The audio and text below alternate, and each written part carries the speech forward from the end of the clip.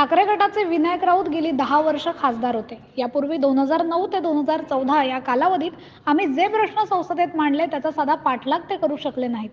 CRZ, Konkan रेल्वेचं दुपदरीकरण, कोकण रेल्वेचा double track, eco sensitive zone, मच्छीमारांचे प्रश्न अशी कोणतीच कामं त्यांना जमली नाहीत. ही सर्व कामं राणेसाहेबांच्या माध्यमातून टप्प्याटप्प्यानं मार्गी लावण्यासाठी प्रयत्न करण्याची ग्वाही भाजपचे कुडाळ मालवण विधानसभा प्रमुख निलेश राणे यांनी दिली आहे. अवयात कोकण मिररशी फोनवरून बोलताना काय म्हटलंय निलेश राणे यांनी. आणि कधीच संपर्क तोडला नाही, त्यांना सगळे प्रश्न माहिती आहेत. आणि मागच्या 10 वर्षामध्ये जेव्हा विनायक राऊत खासदार होते, आम्ही जे काय 2009 ते 14 मध्ये जे प्रश्न उपस्थित केले होते त्यांचा साधा पाठलाग सुद्धा विनायक राऊत करू शकले नाहीत. ते प्रश्न सुद्धा मार्गी लावू शकले नाहीत. CRZचा मोठ्या प्रमाणात विषय होता, डबल ट्रॅक कोकण रेल्वेचा विषय होता, टर्मिनस कोकणामध्ये सिंधुदुर्गात व्हावी हा प्रश्न होता, इलेक्ट्रिफिकेशनचं काम हे आम्ही माझ्या 2009 ते 2014 मध्ये जी सुरुवात झाली ते इलेक्ट्रिफिकेशनचं काम नंतर हे करण्यात आलं, कंप्लीट करण्यात आलं. त्याच्यानंतर जे इको सेन्सिटिव्हचा विषय होता तो अर्धवट आहे.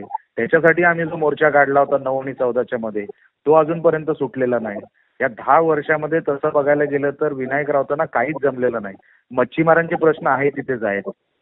LEDचा विषय कुठलाच प्रश्न म्हणजे काही तुम्ही महामार्ग अजून रत्नागिरीचा पूर्ण नाही, एअरपोर्ट अजून रत्नागिरीचा झालेला नाही. हे सगळे विषय जे केंद्र सरकारच्या निगडीत आहेत, जे विनायक राऊतांनी 10 वर्षामध्ये त्यांचा पाठलाग करून ते पूर्ण करायला हवे होते, त्याच्यातलं एकही झालेलं नाही. म्हणून राणे साहेबांकडून जी काय अपेक्षा आहे ती हीच आहे की हे सगळे जे प्रश्न आहेत ते टप्प्याटप्प्याने मार्गी लावावेत. आणि जसं कोकण रेल्वेचे अनेक फ्लॅग स्टेशन, अनेक स्टेशनची गरज आहे, ते अजूनपर्यंत स्टेशन नाही. एकही flag station Ratnagiri to Sindhudurg हे विनायक राऊतांना देण्यामध्ये यश आलेलं नाही. असे कितीतरी असंख्य प्रश्न आहेत, ते साहेबांमुळेच मार्गी लावू शकतात.